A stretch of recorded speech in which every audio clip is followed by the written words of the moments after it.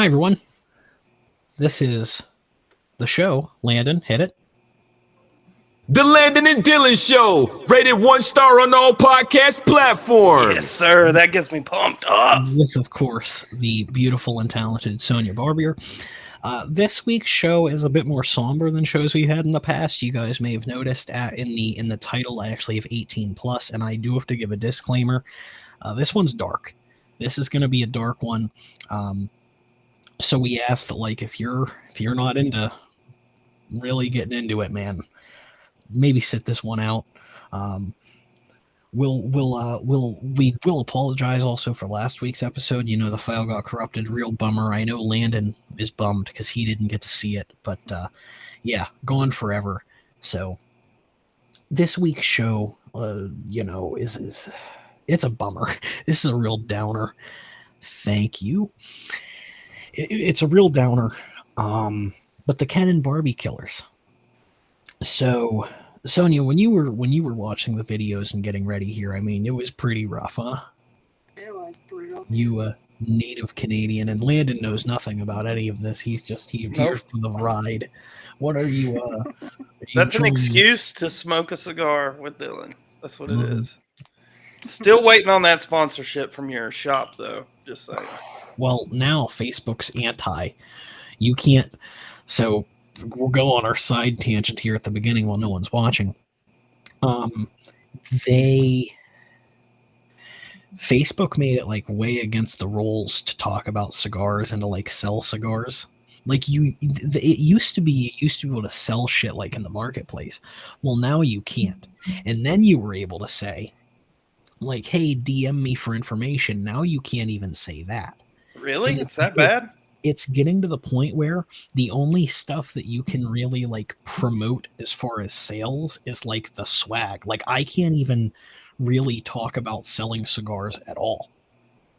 So how do they get away with like selling wine and shit online, but you can't buy a cigar? Like how ridiculous is that?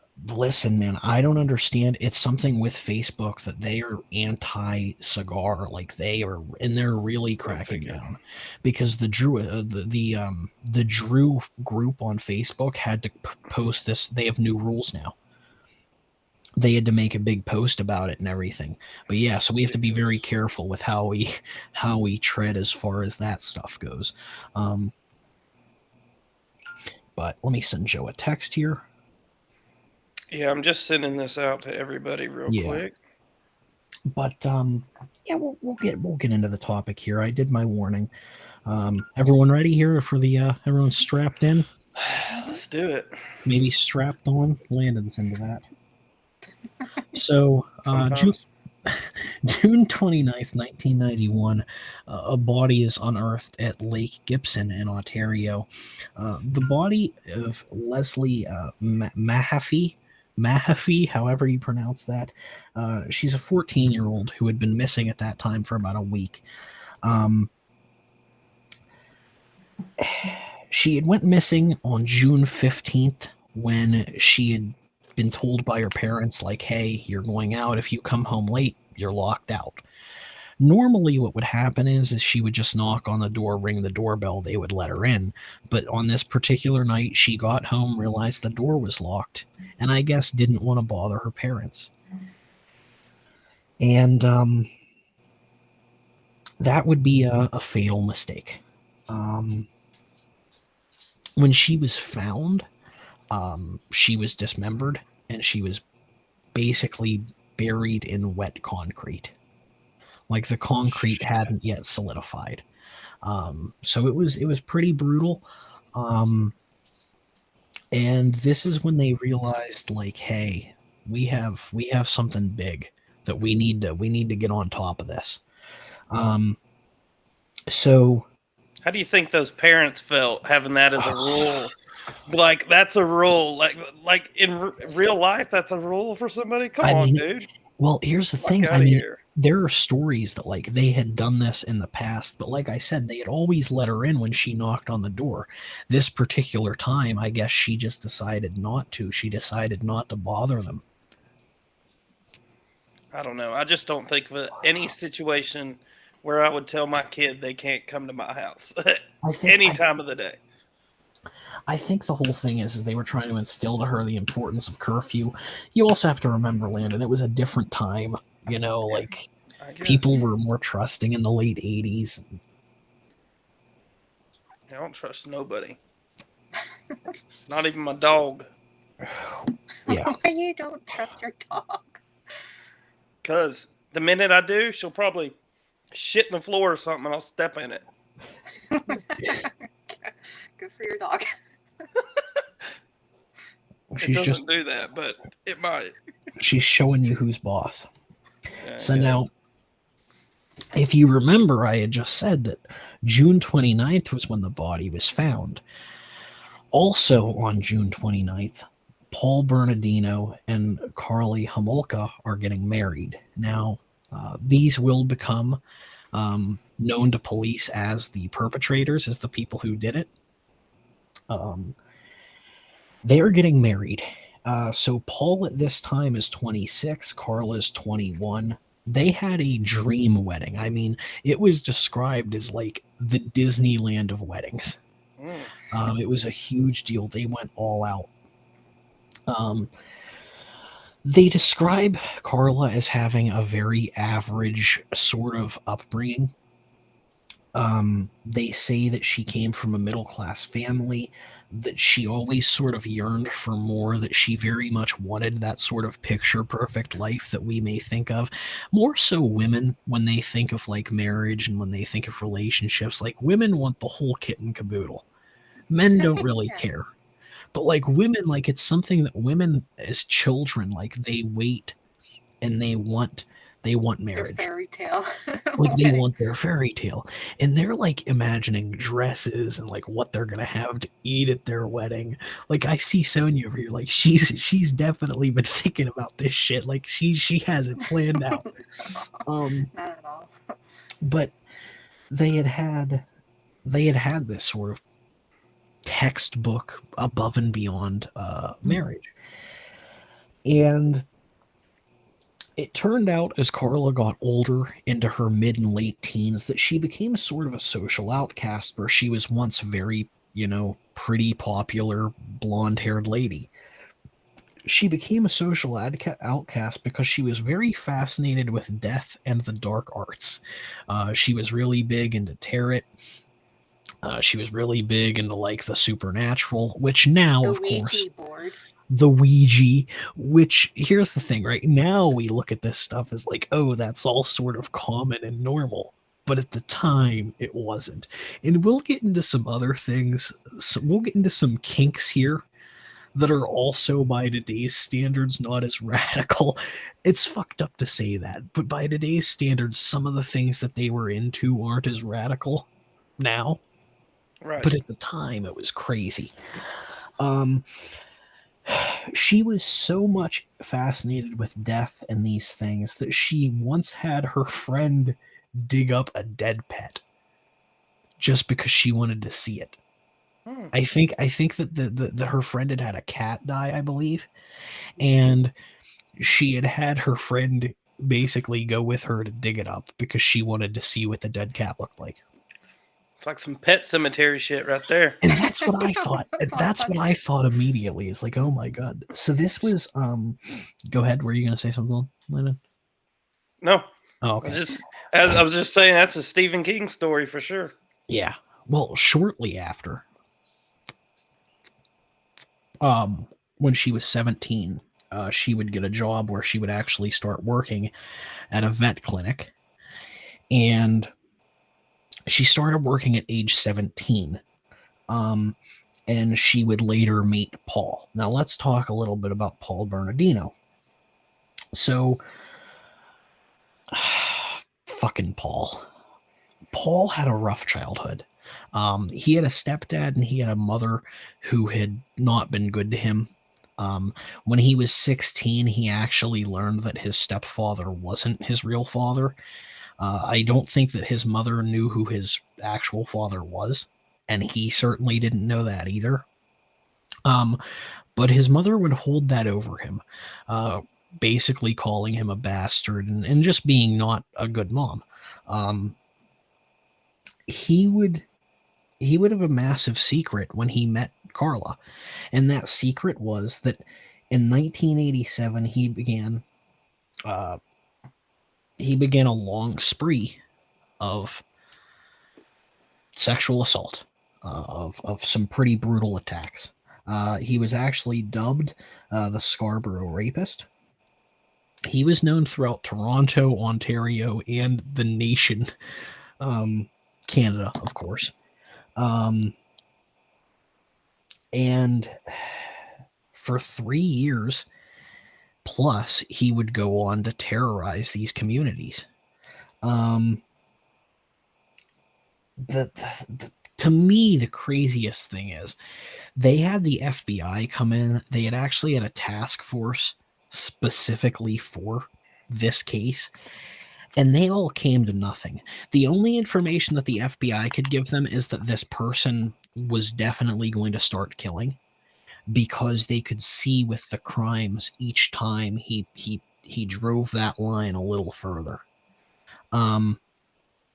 So yeah, there were 8 attacks alone in 1987.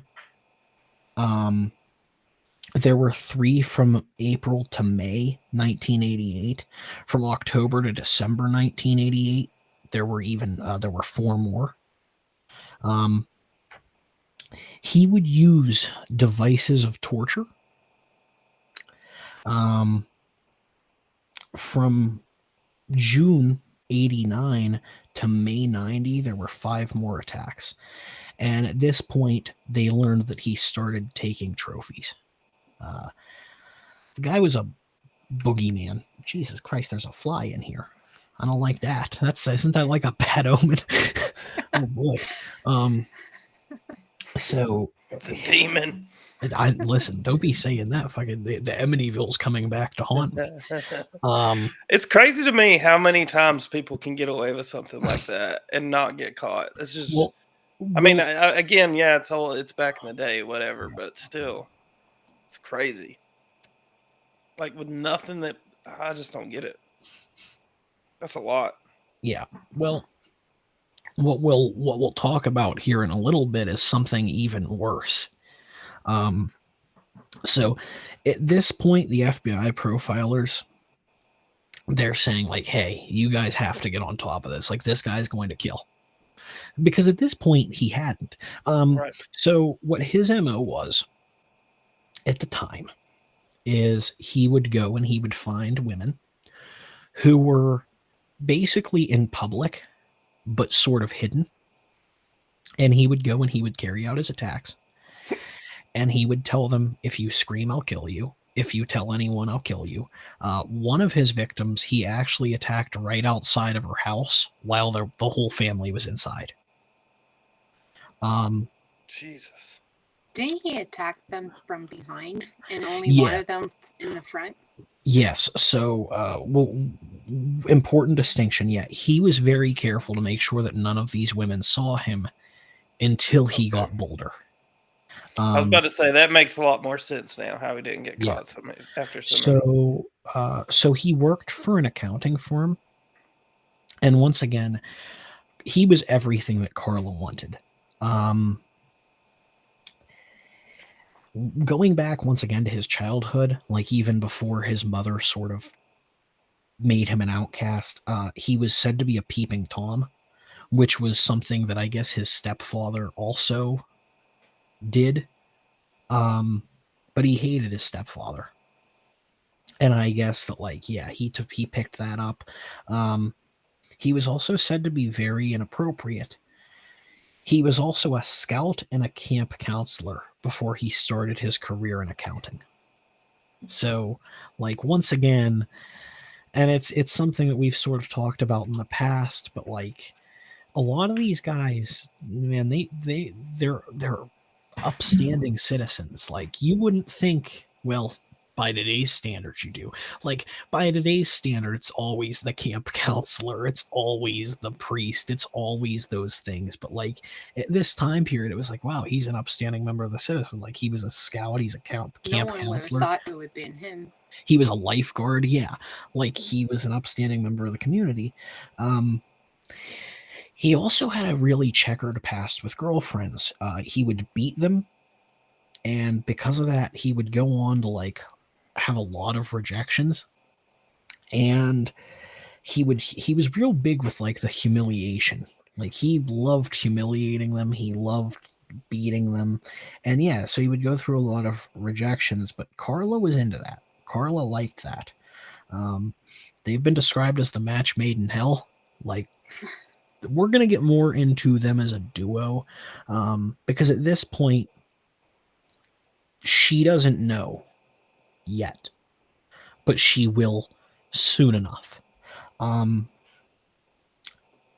This is, to me, the part that bums me out.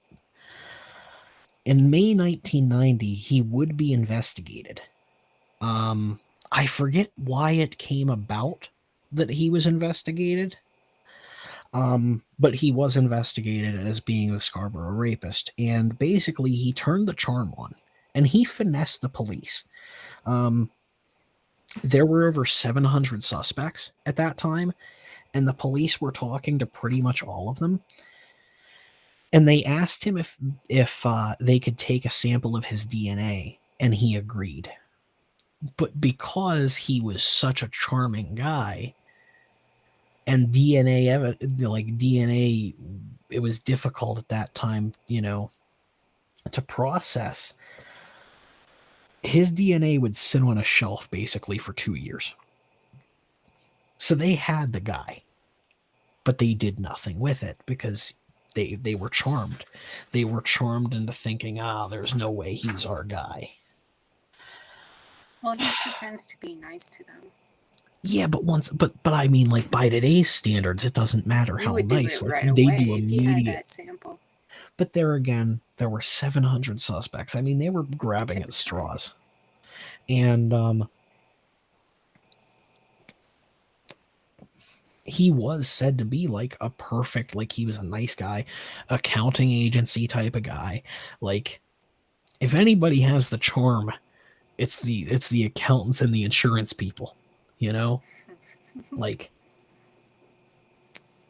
I'm sure it was pretty expensive to do DNA back then too. So, well, with 700 suspects, I mean, from what I understand, they also didn't have it local. They actually had to like outsource to somewhere in the United States. I think it might have been like maybe St. Louis or something.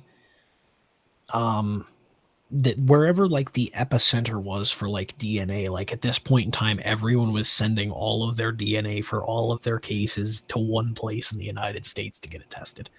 Right.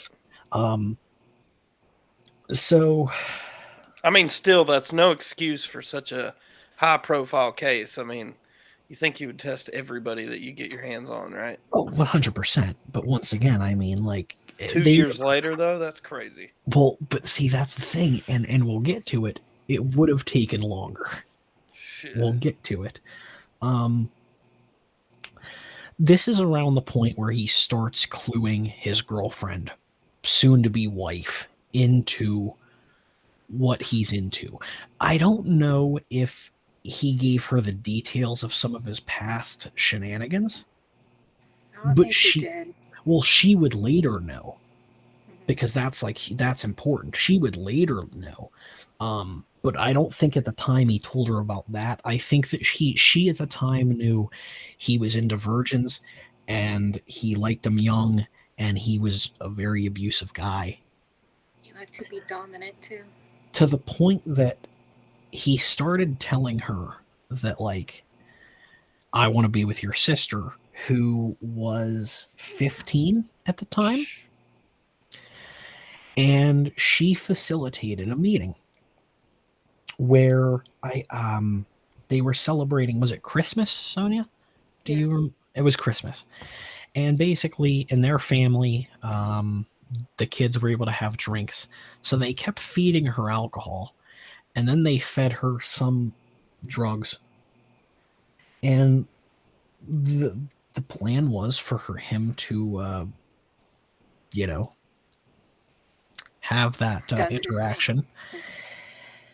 And what happened was once again, Karla had worked at a vet clinic, so she had taken like some of that The drugs. well, I don't know what it's called though. What is it they use to put you under sleep? Amnesia's not Anesthetic? it. Anesthetic, thank you. Joe asks, is this the Temple OS episode? Not yet. I have it slated for February. We have a lot of stuff to get to before we get to that one, Joe. But yeah, so she took some anesthetic from the vet clinic where she worked, and she dosed her 15-year-old sister. So December 29th, they engaged in an unconsensual threesome. And at this point, Tammy, who was the younger sister, who was 15, she began turning blue. She vomited and would subsequently suffocate. They came up with a cover story, and the police bought it. Hook, line, sinker, they bought the cover story. So here's where my issue is with the police, right? We have a guy who we investigated. Right. Who is a part of this interaction. And you would think that if there is an autopsy, because you would assume there would be an autopsy on a 15-year-old that dies, right? You would just assume.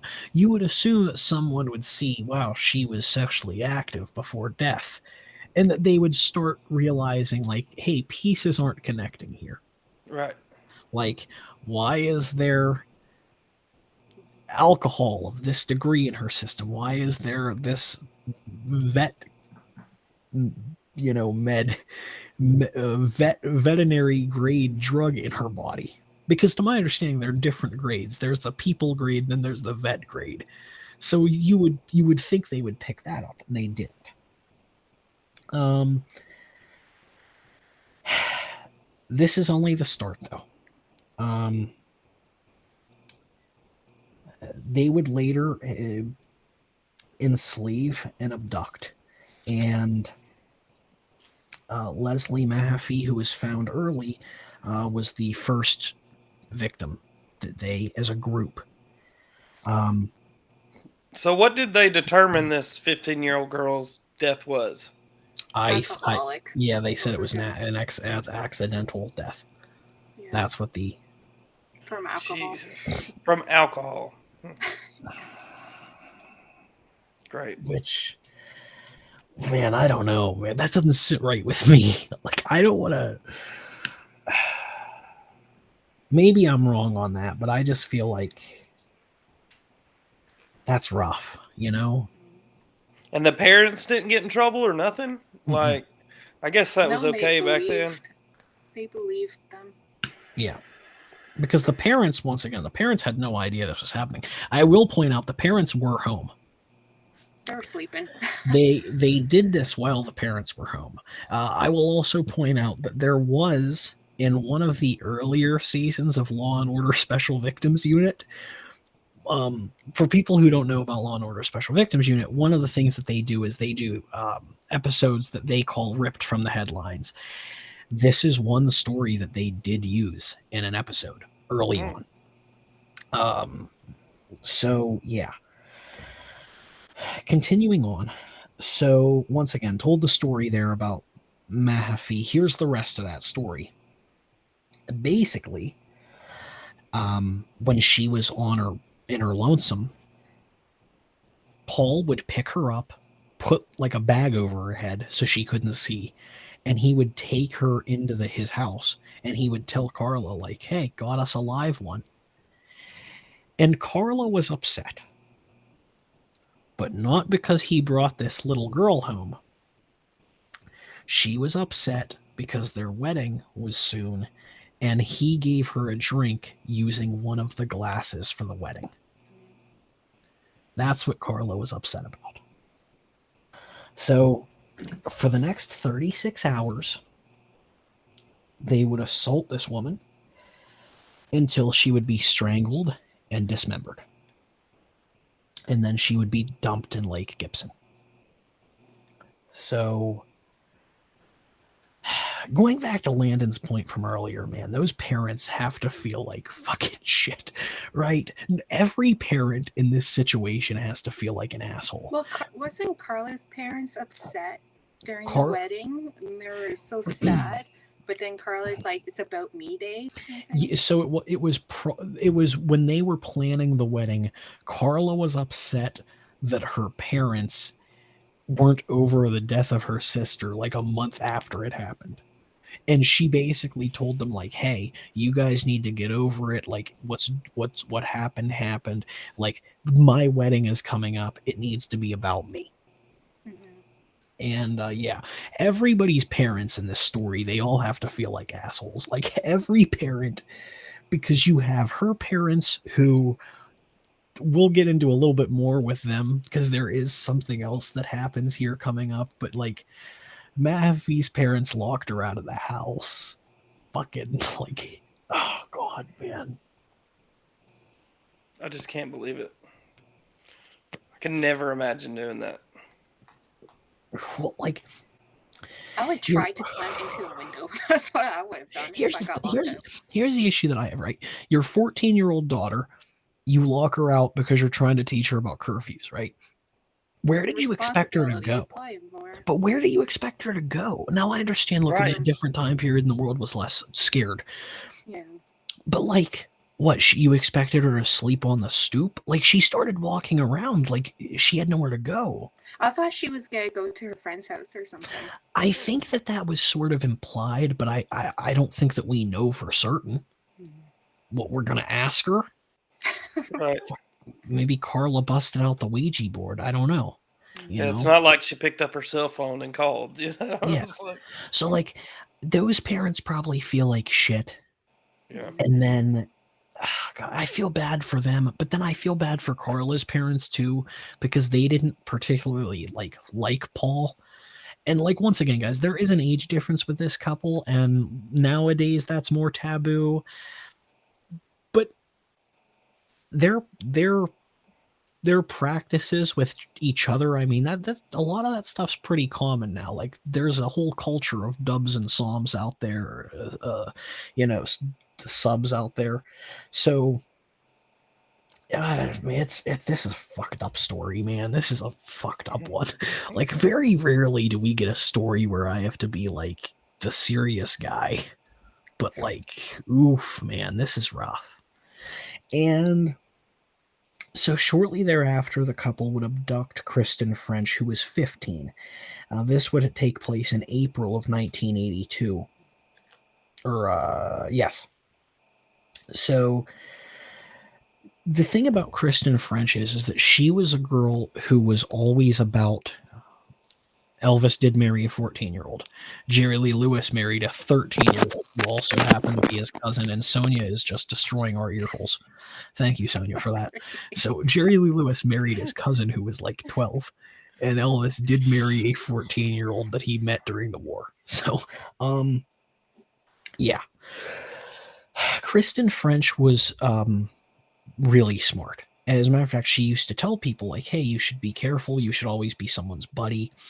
And so I think she was walking home from school, and she had noticed a woman who would turn out to be Karla. No worries, Jerry. We thank you for stopping in. Hey, bud. Take care, buddy. And she would come across a church parking lot where she would see Karla using a map like she was lost. And while she was talking to Karla about being lost, Paul would come up behind her with a sack, put it over her head, and he would abduct her.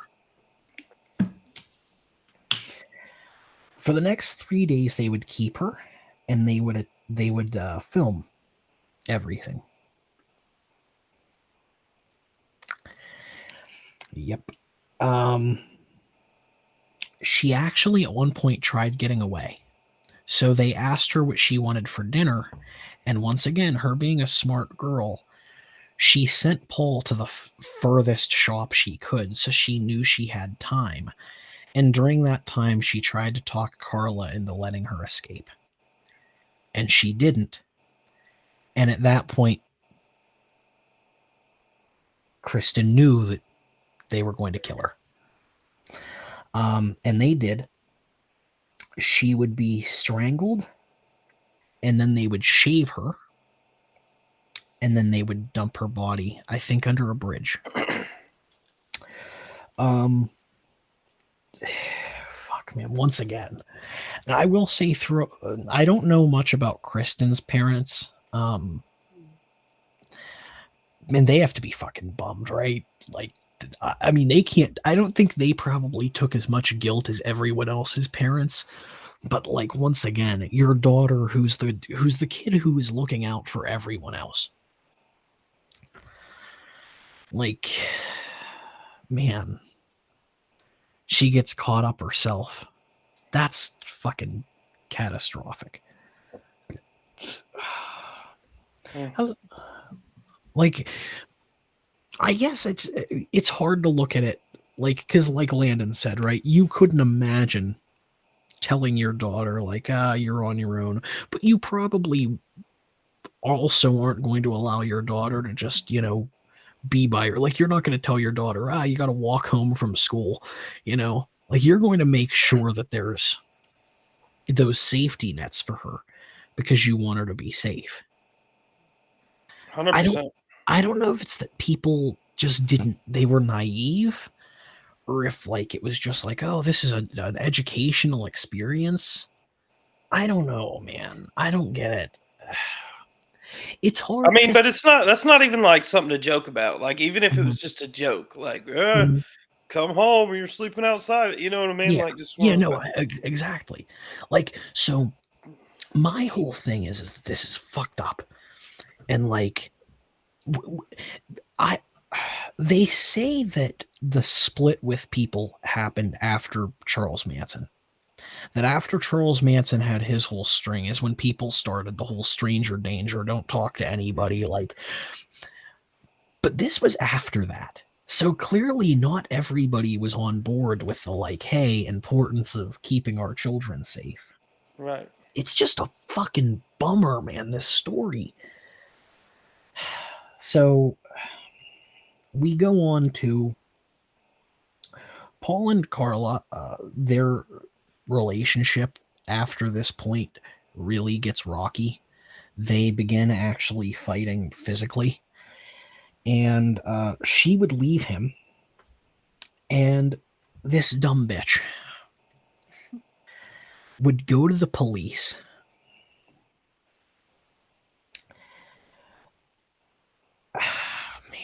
And she would talk about how he assaulted her, and she would basically sell out everything that he had did. But the stuff that she was involved in, she asked for a plea deal.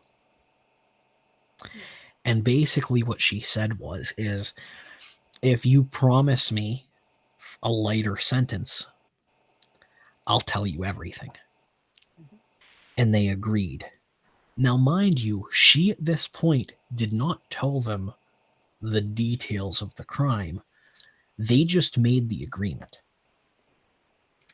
So she detailed the crimes, everything that she knew, talked about the tapes, talked about the assaults, talked about everything. Finally, after 2 years, they sent his DNA for analysis, and it came back a match. Karla served 12 years. She's been out and walking for a minute. She has a family of her own, from what I've heard. Yeah. Paul will serve the rest of his life, and rightfully so. Man, did the fucking justice system of Canada royally fuck up.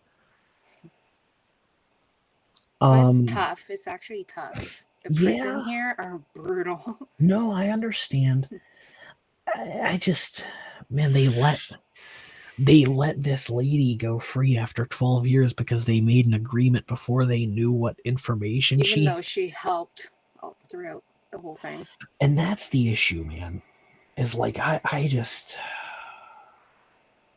Does anyone else have any comments on this? Because I'm going to say something not nice. Like, I'm going to...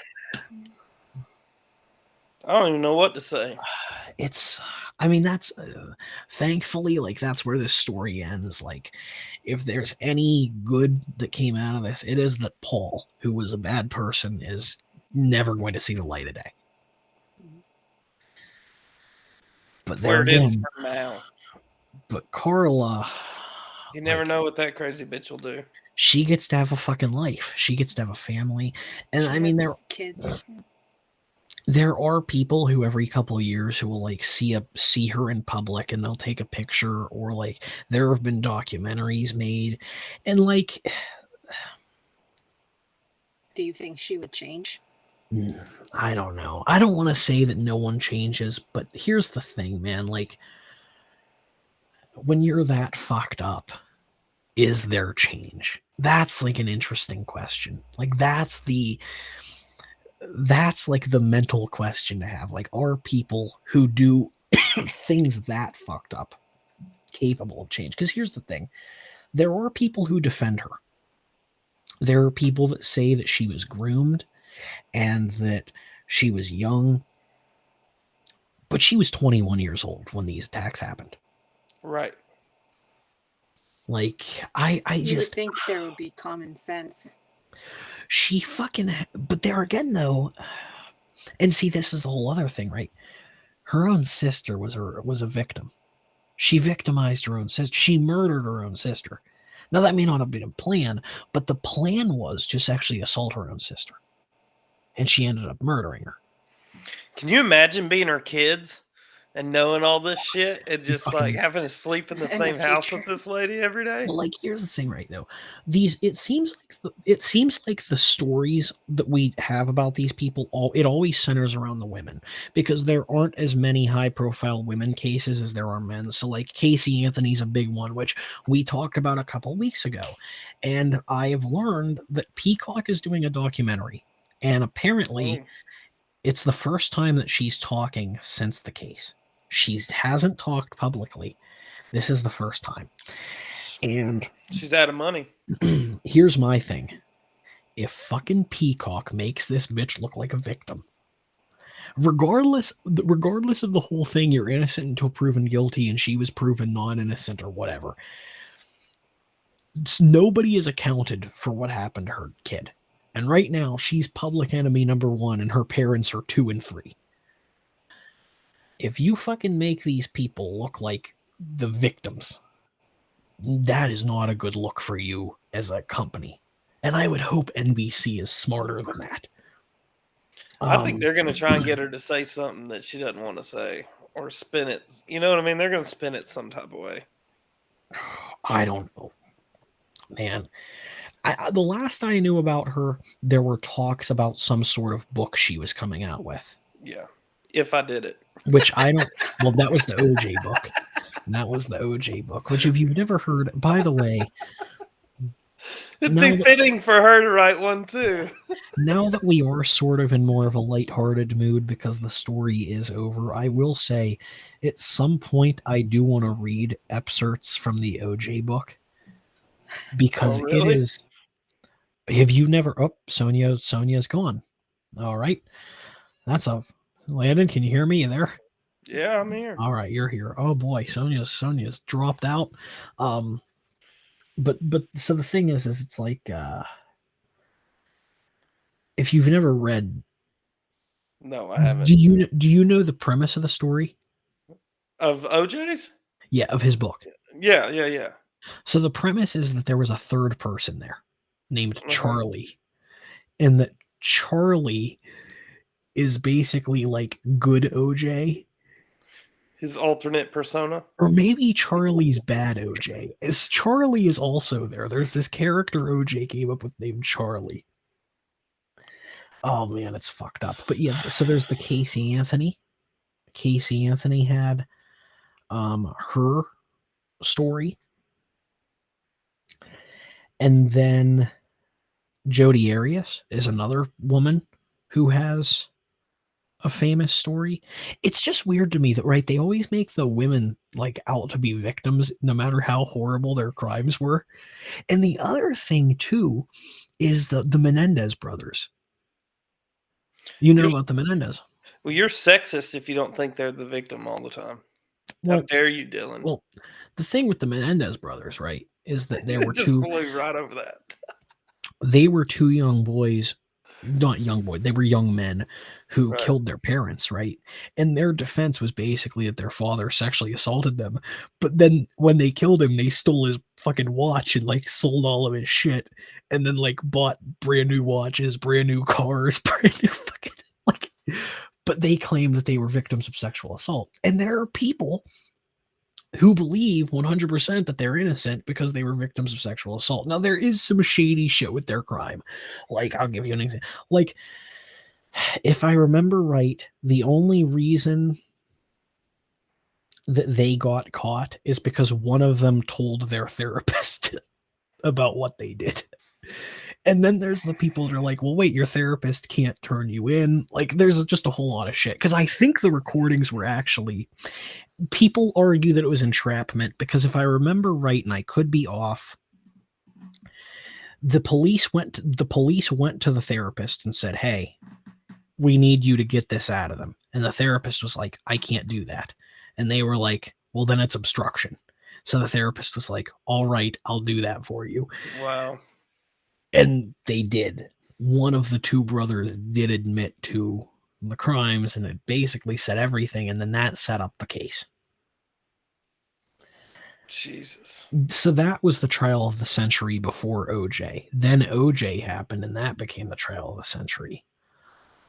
Do we have a trial of the century in the modern era? The Depp Heard. That's the only trial of the century. That's our trial of the century. Depp Heard has to be it. That's the only one I remember in recent history that's like. Well, everybody was in on that. You have Jodi Arias. You have Aaron Hernandez. Oh, Aaron Hernandez was a good one. You have Casey Anthony. Yeah. Because that was after 2000. Sonia says, sorry about that. No worries, Sonia. You're always good. Sonia was like, I want out of here. No, it's no worry at all. She'll just watch now as a viewer. She'll be an audience member. But like, then you have the Darnell Brooks, which took the world by storm. By the way, I'm very upset because if you remember, Landon, I had done for the Nick Cruise, I had done the live stream of the thing, right? Yeah, I thought you were going to do it with this Darnell. Well, here's why I couldn't. Because the company who releases these tapes, the Law and Crime Network, made their service on YouTube a paid-for service. So now you have to pay to watch the trials. And it's only like $1.99 a month. So but you're that damn cheap you couldn't do it? No, here's the thing. I wasn't going to pay $1.99 to watch one day. Put up a Cash App, goddammit. Well, because the thing is, the whole trial was over. It was only basically the sentencing that was left. And I was like, I'm not going to pay to watch the last day. This is fucking stupid. Right. But what they realized is that there was such a surge in people tuning into this content that they decided to make it a paid service. So Sonia's in there busting jokes. Yeah. So yeah, like that's why. So that's why that didn't happen. Which is, I mean, look, why make it a paid service though, right? Because they're getting if they missed out on the Heard case though. No, I think they had that one too. Oh, they didn't charge for. No, I don't think it was paid for, but I mean they have it up. Like they're getting monetization. You know, like what they're double dipping, bro. Here's the thing, right? Inflation, man. You're telling me that I'm cheap for not spending that $1, but meanwhile, what's that $1 to them when they're already making the monetization over 10 billion people? You know, that's $10 billion is what it sounds like. I guess, man. I fucking guess. I just bums me out. But so that's why I didn't do that. Darnell Brooks, of course, did have the book thrown at him rightfully, so fuck that guy. He did. I did watch that sentencing for sure. Yeah. But we don't have like a trial that like captivated everybody. Like OJ captivated everybody. The Menendez captivated everybody. Casey Anthony captivated a lot. I think people forget about that one, how big it was. Yeah. Jodi Arias was a big one. Aaron Hernandez, I think, was probably, but there again, he's a celebrity, so of course it is. Right. Nothing, dude. I guarantee you, if you look at views or whatever, nothing beats the Depp Heard. No way. Oh, I'm sure. But there again, it's not a murder trial. It's a fucking defamation lawsuit. Like, it's a different thing. It's just weird that a defamation trial is the biggest, Yeah, like, that was crazy. But there again, to do that publicly, like, that's the thing. The two of the biggest actors in the world have a public divorce. That's wild. Very public. Do you think, Landon, that we will have another trial that is like the trial of the century? Do you think we're past due for something that just captivates the audience? Look, I mean, at the end of the day, excuse me, I think they realized how many people watched some of those recent cases here, especially. Yeah. And I think that they're going to, publicize a lot more cases like that. So I definitely think something will happen. It's just a matter of when, right? Yeah. Man, all these documentaries and shit that are coming out, it's just, it's weird, man. Like, we're victimizing people who may have committed horrible crimes. I mean, isn't that kind of what they did with Making a Murderer? Well, the thing with Making a Murderer, once again, nobody knows. Nobody knows, yeah. But there again, like, you look at something like OJ. OJ made, when he did the 2020 interview, he did the ding, ding, ding. Have you ever seen that video? The whip one now?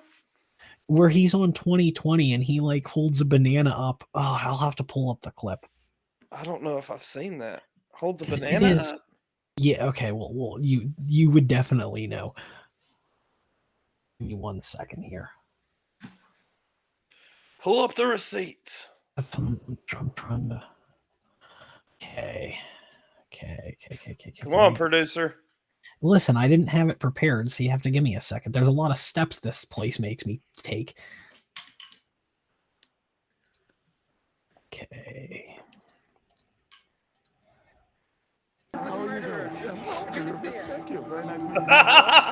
Oh, that's not it. That's not it. You got me riled up. You got me started. After we finished filming, OJ said to me that he had a surprise for me, and I genuinely was surprised. Just, did you do it? No, I didn't. I think it was his idea of a joke. Nope. And this is it.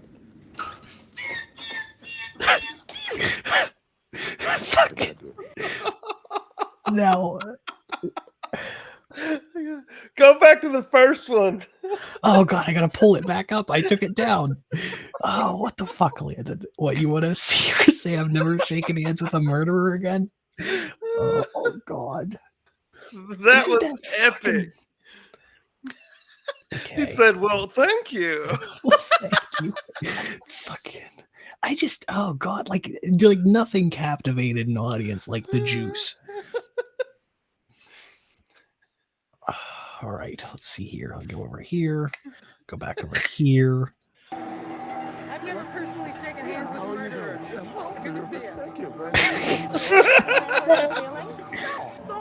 you. Did that hurt you? You got me riled up. Well, thank you. Just after we finished filming, OJ said to me that he had a surprise for me, and I genuinely was surprised. Just, did you do it? No, I didn't. I think it was his idea of a joke. Nope. And this is it. I just. What a freak, man. Nope, I did. Here's the issue, right? If you're accused of killing your wife and her alleged boyfriend, you would think that you wouldn't be cracking wise, you know? Oh, that's so crazy, dude.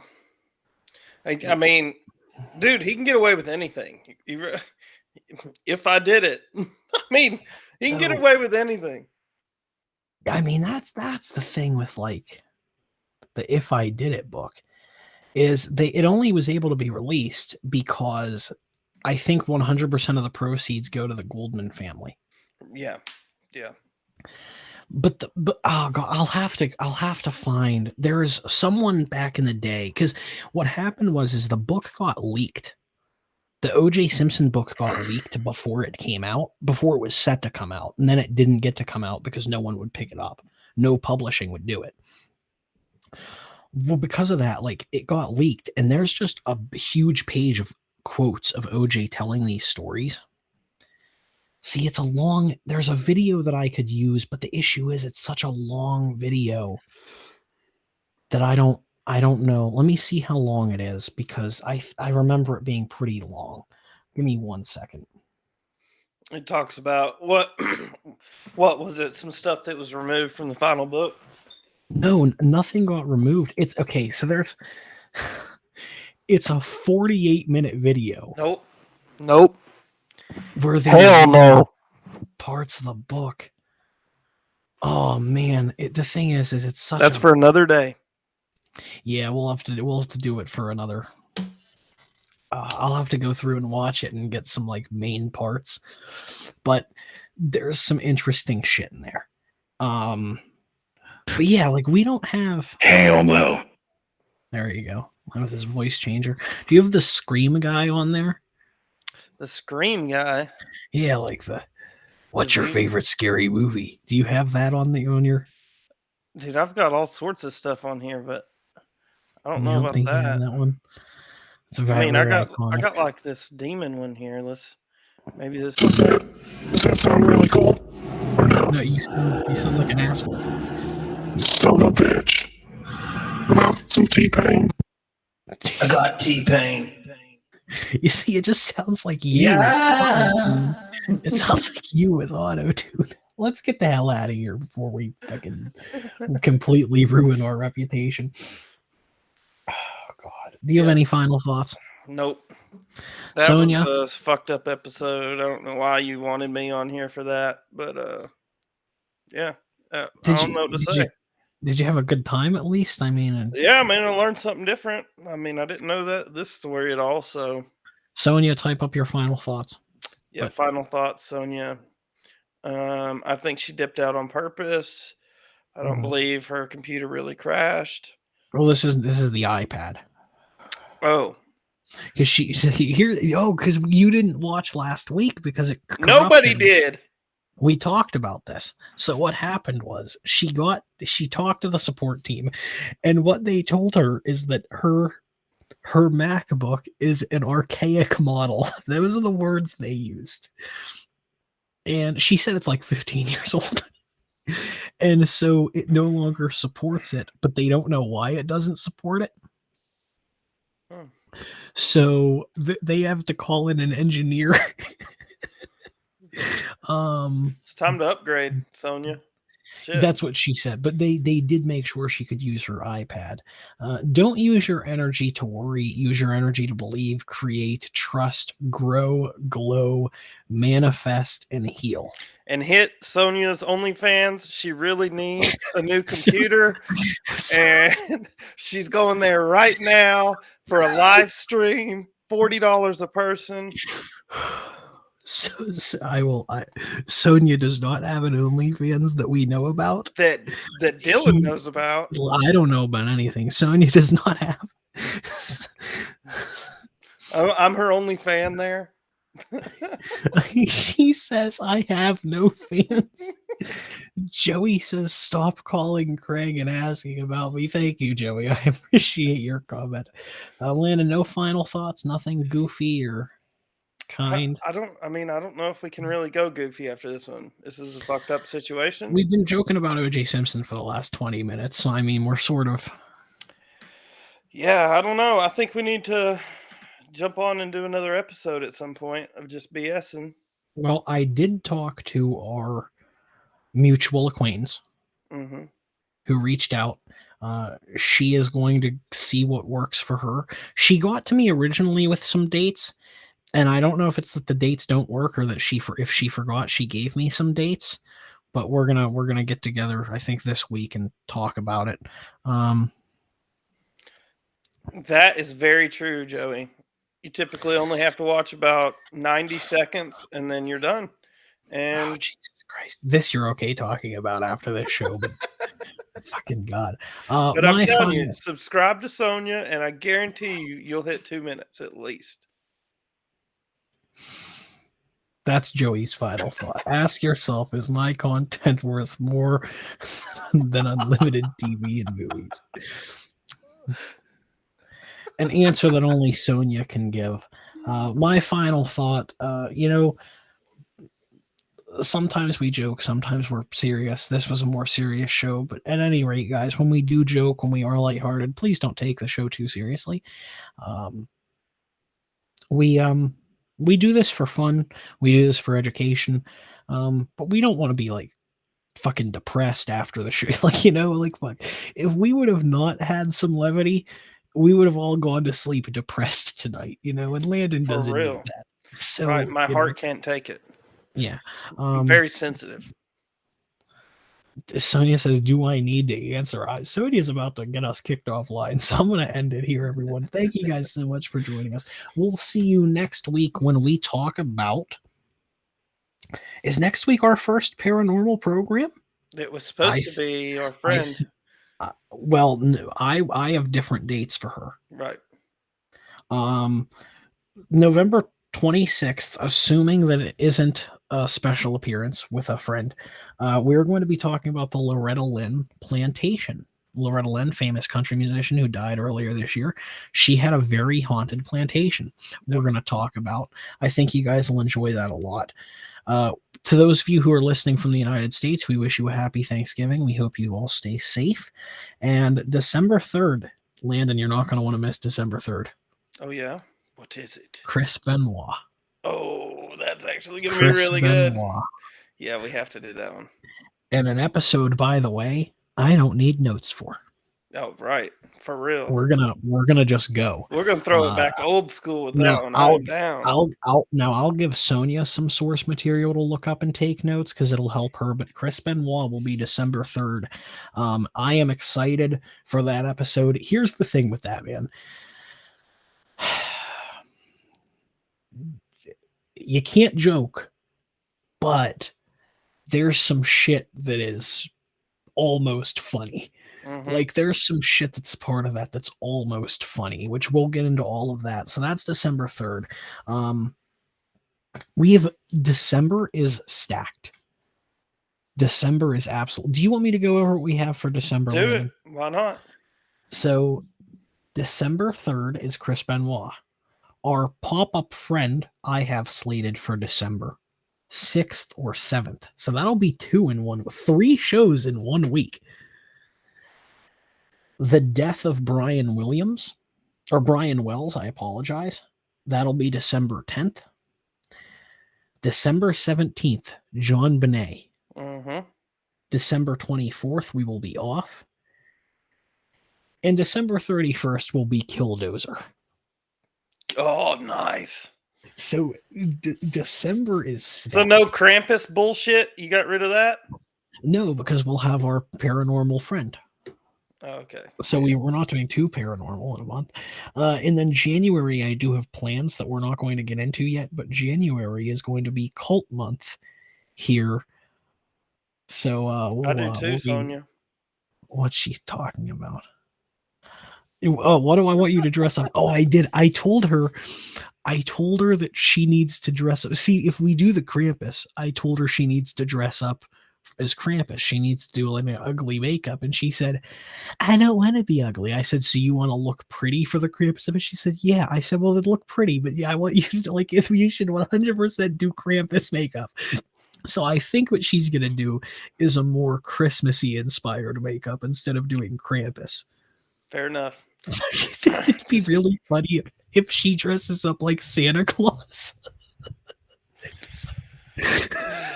Just check the after show at her OnlyFans. God, there's at least one person who is a Santa Claus kink, and you know it for sure. But all right, everyone, let's hit that Cash App. Let's get the hell out of here before Landon gets us kicked off the air. She says, "You wish."